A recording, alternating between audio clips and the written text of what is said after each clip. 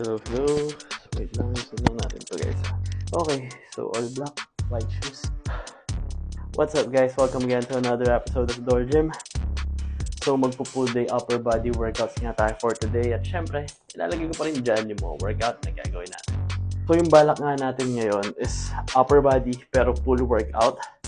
Tapos, puro to failure tayo. Medyo mahirap to pero kaya-kaya. Let's go!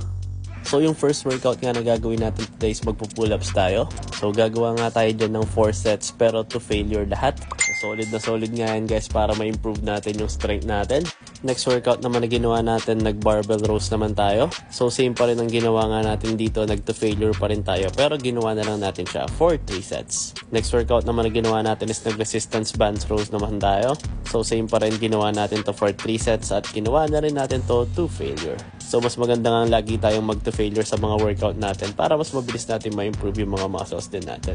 Next workout nga na ginawa natin is nag-face pulls naman tayo. So ginawa nga rin natin to for 3 sets and to failure lahat. So para ngayon dun sa back part ng shoulder na rin natin or sa posterior delts natin. At syempre hindi pwedeng mawala sa full workout natin yung bicep natin.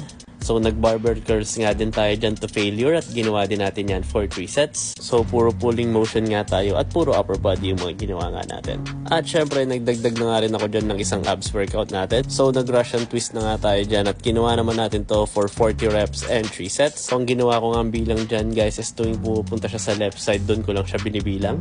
So solid nga workout yan para sa abs na rin natin or para sa core natin guys. Okay. So, yan ang mga workout natin for today. And syempre, kung kailangan nyo pa rin ng mga gym equipments, check nyo lang yung TikTok shop ko. Or kung mga workout naman, check nyo lang yung bio ko. Follow for more. Bye-bye.